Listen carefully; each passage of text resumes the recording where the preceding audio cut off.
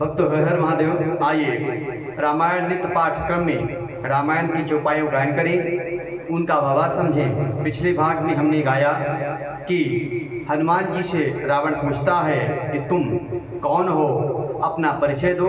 तो हनुमान जी बताते हैं कि जिसके बल पर ब्रह्मा जी सृष्टि की रचना करते हैं और भगवान शिव संहार करते हैं और विष्णु भगवान पालन करते हैं, मैं उन्हीं प्रभु श्री राम का दूत हूँ। आगे वह रावण के बारे में कुछ उपहास के तौर पर कुछ बातें कहते हैं कि मैं तुमको भी ढंग से जानता हूँ, तुम्हारी भी प्रभुताई को जानता हूँ। आइए उसी क्रम में हम चौपाइयों गायन करें, उनका भावार्थ समझें। तो आइए कथा में प्रवेश करते हैं।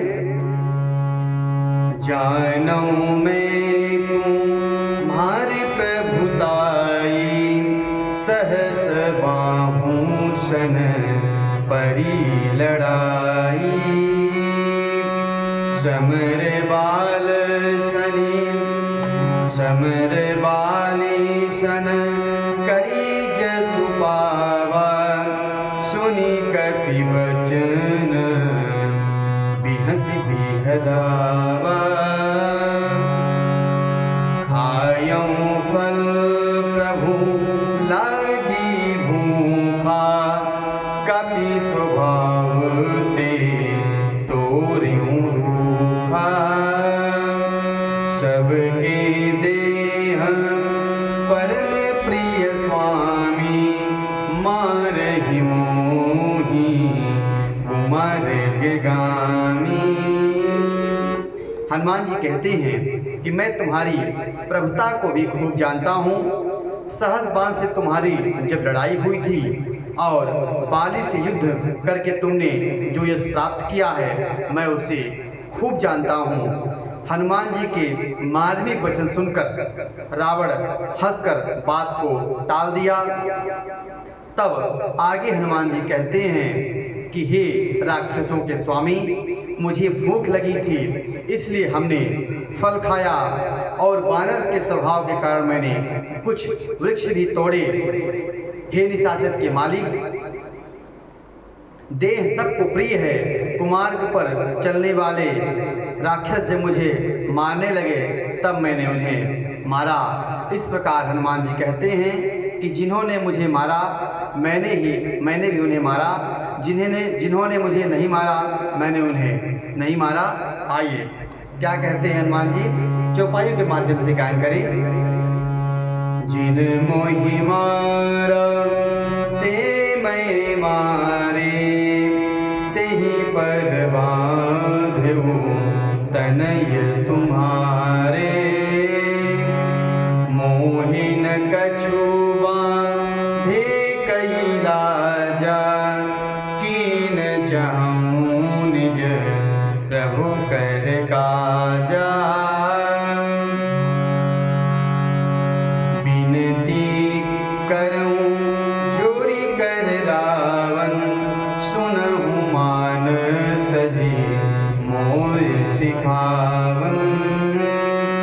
देखऊँ तुम निज भुलहि बिचारे, भ्रमत जिवजहूँ भगत भयहारी। आगे हनुमान जी कहते हैं कि जिन्होंने मुझे मारा उनको मैंने मारा, उस पर तुम्हारे पुत्र ने मुझे बांध लिया, किंतु हे रावण, मुझे अपने बांधे जाने की तनिक भी लज्जा नहीं है। मैं तो अपने प्रभु का कार्य करना चाहता हूँ। हे रावण, मैं हाथ जोड़कर तुमसे विनती करता हूँ कि तुम अभिमान छोड़कर जो मैं सीख दे रहा हूँ उस सीख को मान लो। अपने पवित्र कुल का विचार करके देखो और भ्रम छोड़कर भक्त भयहारी भगवान को भजो, जिनके भजने से व्यक्ति संसार को पार कर जाते हैं। आगे क्या कहते हैं हनुमान जी, जाके डरयति काल डराई, जो सुर असुर चराचर खाई।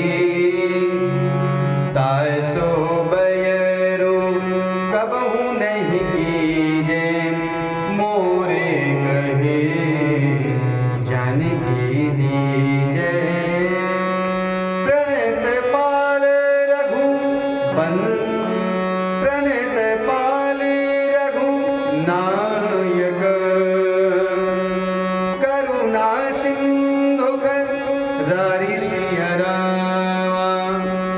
गए शरण प्रभु राखी हैं, तब अपराध भी सारी सिया राम। आगे हनुमान जी रावण से कहते हैं कि जो देवता, राक्षस और समस्त चराचर को खा जाता है, वह काल भी जिनके डर से डरता रहता है, उनसे कदापि वैर न करो और मेरे कहने से जानकी जी उन्हें वापस कर दो। खर के शत्रु श्री रघुनाथ जी शरणागतों के रक्षक और दया के समुद्र हैं। शरण जाने पर प्रभु तुम्हारा अपराध भुलाकर तुम्हें अपनी शरण में रख लेंगे। इस प्रकार हनुमान जी रावण को समझाते हैं कि वह उनकी बात मानकर प्रभु के शरण में चला जाए और जानकी जी को उनको वापस कर दे। आगे हनुमान जी और तर्कयुक्त बातें और सुंदर बातों से रावण को समझाने का प्रयास करते हैं। आइए चौपाई उठान करें। राम चरण पंकज उर धरहु, लंकाय चल राज तुम करहु। ऋषि पुलस्ति जसु विमल मयंका, तेहि ससिमहु जनि होहु कलंका। राम नाम बिनु गिरन सोहा, देखि विचार त्यागी मद मोहा।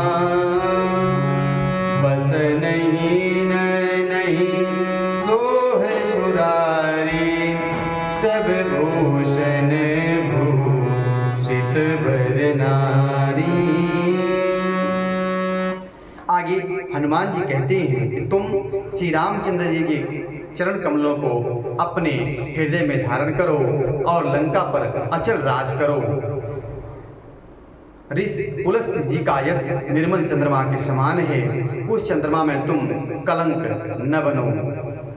राम के नाम बिना वाणी शोभा नहीं पाती है। मद मोह को छोड़कर विचार कर देखो, हे देवताओं के शत्रु, सब गहनों से सजी हुई सुंदर स्त्री भी बिना कपड़ों के बिना शोभा नहीं पाती है। इस प्रकार जैसे सर्व गुणों से, सर्व संसाधनों से, सब संसाधनों से युक्त व्यक्ति यदि भक्ति विहीन है तो उसे पूरा नहीं कहा जाता है, वह अपूर्ण माना जाता है। जिस प्रकार कोई श्रृंगारित स्त्री बिना कपड़ों के लज्जाहीन होती है, उसी प्रकार आगे कहते हैं कि प्रभु श्री राम के बिना संपत्ति कैसी है।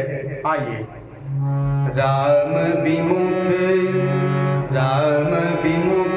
संपत्ति प्रभुताई, जाई रही पाई बिनु पाई। सजल मूल जिन्ह सरितन नाही, बरसी गए पुनि तब ही सुहाई। सुनु दस कंठ कहूँ पन रूपी, विमुख राम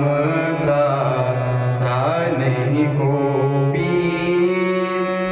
शंकर सहस विष्णु अज तोहि, सकई न राखी राम कर द्रोही।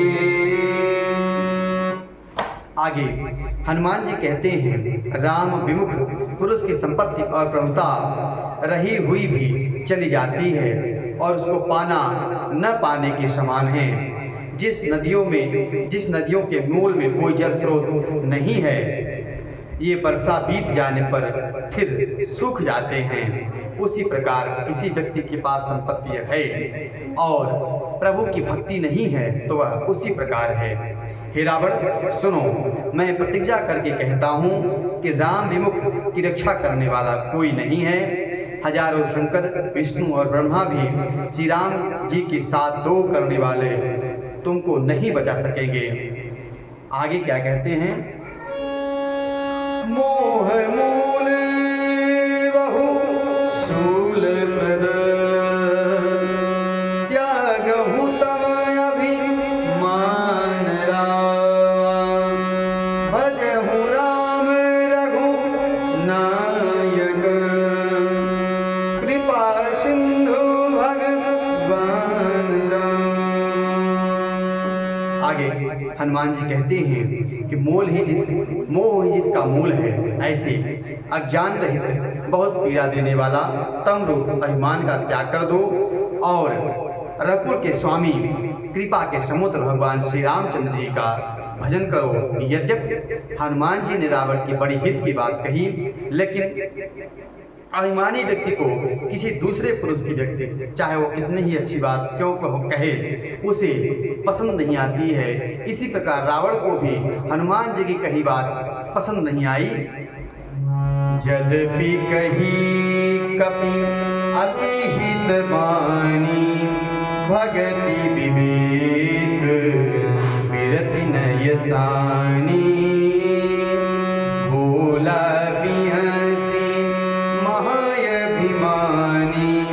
मिला हमहि कपि गुरु बड़ ज्ञानी मृत्यु निकट आई खल तोहि लागे सिय धर्म सिखावन मोहि उल्टा हुई कहे हनुमाना मति भ्रम तोर प्रगट में जाना। यद्यपि हनुमान जी ने भक्ति, ज्ञान और वैराग्य नीति से सनी हुई बात रावण को और रावण के हित के लिए कही, तो भी वह महान अभिमानी रावण को हंसकर व्यंग्य से बोला कि यह बंदर बड़ा ज्ञानी और मुझे गुरु की तरह शिक्षा दे रहा है। अरे दुष्ट, तेरी मृत्यु निकट आ गई है, अधम मुझे शिक्षा देने चला है। हनुमान जी ने इससे उल्टा ही होगा कहा कि मेरी मृत्यु नहीं, तुम्हारी मृत्यु निकट आई है। यह तेरा अभिमान है जो तेरी मति को भ्रमित कर दिया है, मैंने प्रत्यक्ष जान लिया। इस प्रकार हनुमान जी की बात को सुनकर रावण खिसिया जाता है। सुनी कपि बचन बहुत खिसियाना बेगी नहर कर प्राणा सुनत निशाचर मारन धाये सजीवन सहित विभीषण आए नाई शीश करी विनय बहुता नीति विरोधन मारिय धूता